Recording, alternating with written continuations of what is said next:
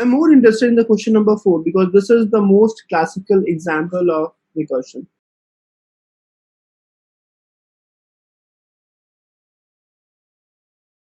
We'll try to solve this problem today, and we'll try and just try to focus on how I'm trying to build the solution, how I'm trying Yes, to build yes, the logic and moving onwards. If you yes. please stop me there itself because Sure. this is very important. Because Tower of Hanoi is one of the very classical example of recursive concept. And if you understand this question and if you can solve on your own, trust me, like you will never get stuck in any recursion question. And also, if you solve this question using the recursion, you'll really appreciate that how powerful this recursive concept is, right? How easily you can solve the problem. Okay. So before I start, I again will try to repeat few things which I've already repeated in the previous sessions. So in a recursion, basically, whenever you write a recursion, there are three important things that you have to write. The first one is the termination condition, right?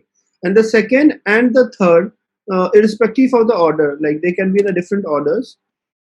It should be logic plus recursive call, right? In a recursion, there are basically three things that you do. First one is always fixed. Like the first step in any recursive function should be the termination call, termination condition, and the second and the third, their order may change. Sometime you write the logic first and then the recursive call last. That is known as the tail recursion. And sometimes you write the recursive call first and then you write the logic. That is called the non-tail recursion. What is the difference between these two? So whenever you're writing a tail recursive call, uh, all the elements in the array or the any data structure where you are storing it and you are iterating over it using recursion, elements will be assessed in the same order it is inserted into that particular data structure. But if you write the logic after the recursive call, it will be assessed in the reverse order. Right? These are the few things that we learned about the recursion. Another key thing that I told you, that in the case whenever you are writing a recursive function, you should be very clear about the recursive function. You should be very clear about the meaning of that recursive function. So whenever you write a recursive function, you don't worry much about the implementation. You just think about what this recursive function will do. And if you understand the meaning well, the writing of the next steps will be very simple, right? So now coming back to the tower Hanoi problem. So basically it says that there's a tower 1, there's a tower 2, and there's a tower 3, right? Tower 1 has say endpoints initially, and all the endpoints are arranged one over the another, and the condition is the coin with the largest diameter will be at the bottom and the coin with the smallest diameter will be at the top. Now what you have to do is that you have to move all the coins from the T1 to T2. So finally the state will be like this, will be now 0, and initially it was 0. Initially this was 0, finally this should be also 0. So you have to bring, this was suppose initial stage, and this is my final stage. So initial stage was that T1 is having endpoints, T2 and T3 are 0, and final stage is that T2 is endpoints, T1 is 0 and T3 is 0, right? So T1 is my source, T2 is destination, and T3 is the auxiliary that you can use it for the shifting of the points. This is first thing. The second information that has been given is that at the time you can move only one point, right? So you can move all the endpoints from the 1 and put it on the T2. You can move only one point at a one time, right? And the third important condition is that you cannot put a larger diameter point on the top of a smaller diameter point. So always a smaller diameter point has to be put on the top of the larger diameter point, right? So these three are the condition. I think everybody is clear about the question condition, no doubts in that. Perfect. So far so good. Yeah. Perfect. So whenever you have a recursive problem, always try to break down into a smaller use cases first and see how it works. So suppose if n is equals to 1. So if n is equal to 1, in that case, n is equal to 1, this is the initial condition. So if n is equal to 1, I can simply just pick the one coin that is lying on the table 1, on the tower 1, and I'll put it to the tower 2. So it will just like, it will become 0, it will become 1, and it will become 0. So the number of steps will be equals to, steps will be equal to 1 only. Right. Let's try to see how it happens in the n equals to 2. Okay. So if the n is equal to 2, right, this was the initial condition. So now I have 2 coins. So what I can do is that I can pick the topmost coin. So first step, what I do, I pick the smallest coin and put it here, and here it is 0, and here it becomes 1. So this is the first step. Now the T1 will have the largest diameter coin, and the T3 will have the smallest diameter coin, right? So this is the step 1. And then in the next step, what I do, I put the largest diameter point from the T1 to the T2. So now this becomes 0, and this becomes 1, and this becomes 1. And now the largest diameter is the bottom. So what I can do is that I can pick the smallest diameter coin which is there in the T3 and put it on the T2 back. So this becomes 0, and this becomes 2, and this becomes 0. So this is how it got arranged down. So in this, the number of steps that it took is around is equal to 3, right? So as I see, for the initial two things, it is simple. But again, when the value of n increases, its number of steps will become much higher. And this is how we'll have to proceed this way. Like, smallest I have to move to the T3, then I have to move something to the T2, then again I have to move from the T3 to. So this is how we have to progress, right? So far, so good. All you guys are with me? Any doubts so far? This step is clear, right? So n is equal to perfect. Now I have to define it for any generic number n, right? And I understood that the bigger problem can be has to be moved into a smaller problem. So for example, when I was at stage this is a new problem. But when I came into this stage, when the T1 is having 1 point and the T2 is having 0 point, this is similar to the previous state problem, right? This state problem in which I just moved from the one step. It moved 1 point from here to here. So one pattern that I can see here is that, as we move on, we can always break down the bigger problem into the smaller ones. And that is a small hint that we can use recursion here. Okay. Now, whenever you have to write a recursion, first of all, you just think about what are the constraints involved in that particular problem. So in this problem, the different constraints are that I have endpoints. This is the first constraint. The second constraint is that there are 3 towers that have been given to me. Tower 1, Tower 2, and the Tower 3. And the another constraint that is that at a time I can move only 1 point. And another constraint is that I can only keep a smaller coin on the top of a larger coin. The vice versa is not allowed, right? So let's try to first create a function. So I create a function called public and find number move.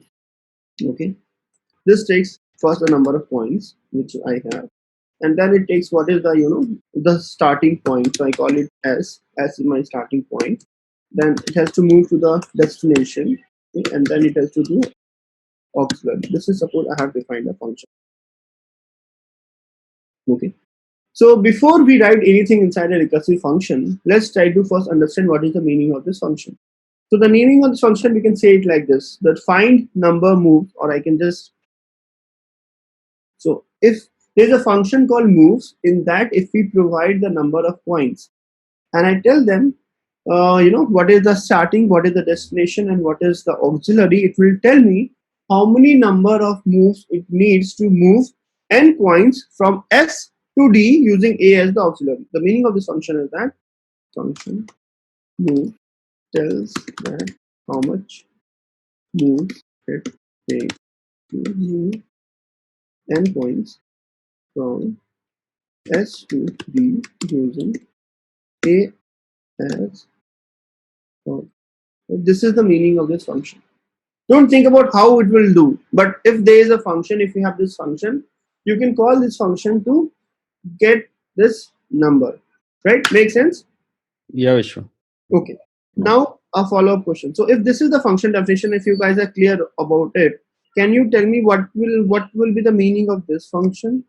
What will this return if I do n minus 1, if I do S, B, if I do A? I'll just ask one by one. You tell me what is the meaning of this function. What it is trying to explain is that it will tell me how many moves it takes to move n minus 1 point from S to D using A as the auxiliary. Okay. If I just change this to this, what is the meaning of this, Manoj? Can you tell me now? Yeah, so it is like we'll move n minus 1 coins from S to A using D as an auxiliary. But Perfect. I am a bit confused actually. S to D and S to this A, SDA1 I understood. But here, like, how will pass the values after that? You don't have to understand, you don't have to worry about the implementation details. Just understand the method definition. You just thought that you have a magic method in which you Yes. pass this, it will get you that information. This method says that if I give you n minus 1 points, it will tell me how many steps n minus steps it will take to move n minus 1 point from S to A using D as auxiliary, right?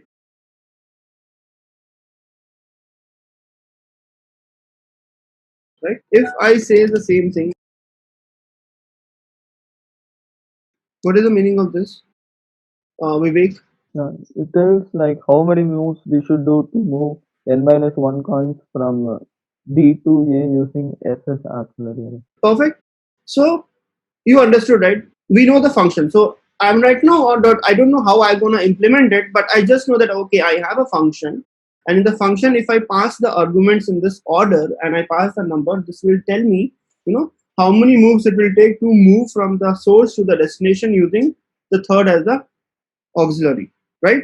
So now let's not talk about the implementation first. So now suppose the T1, so suppose right now the source has something called endpoints, and suppose destination has 0 points, and then auxiliary has again 0 point. This was the initial state, right?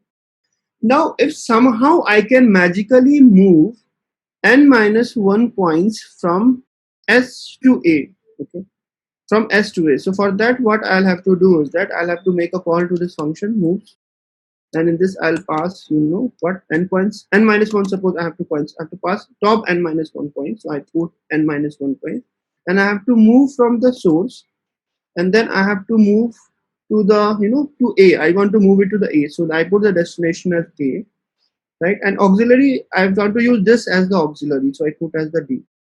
So what, when I call this function, right, what it will do is that it will move n minus 1 points from the S to A using D as the auxiliary. So after this, the state should become equals to, it should become S should be becoming 1, right? And this should become 0, and this should become n minus 1. And the number of steps that is needed is that it's the value of this one, which is say S1 step. So this is the S1 step that it took to come from this state to this state. Right? Don't think about how it is getting implemented. Just think of that you have a magic function, and if you pass this to this, you get the number of steps. So what I did is that initially my situation is like this: that my source has having n points, my destination is having 0 point, and my auxiliary is having 0 point. This is my initial state. Okay.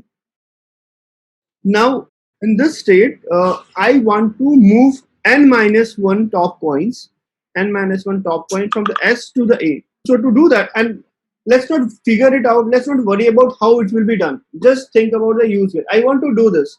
And for doing that, do I have anything? Yes, I have a function to do that. And what is that function? That function is this moves, right? So if I have to move from the S to A, I have to put S as the source, and I have to put A as the destination. So I put S as the source, I put A as the destination, and the remaining, the third one, I put it as the auxiliary. So third one. So in this method definition, the first one is the source, the second one is the destination, and the third one is the auxiliary one, right?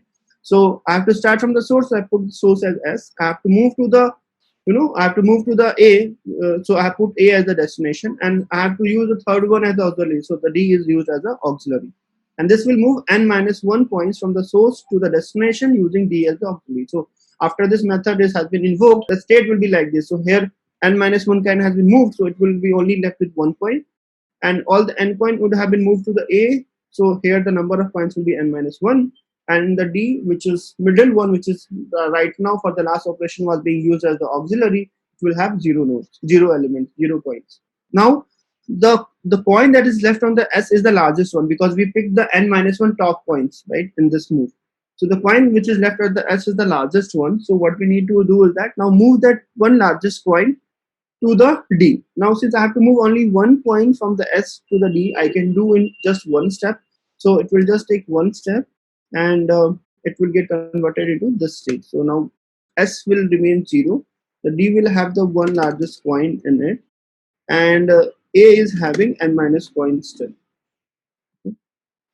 Now what I need to do is that I now somehow have to move all this n minus 1 point from the A to the D. Now what I have to do, I have to move all this n minus 1 point from the A to the D using S as the auxiliary. So again, I will make a call to this function. And here what I do, I have to move n minus 1 points, but I have to move from the A, and I have to take it to the D, and I have to use s as the auxiliary, and this is, say, suppose s2. So when I do this, the final state will happen like this. So it will be 0.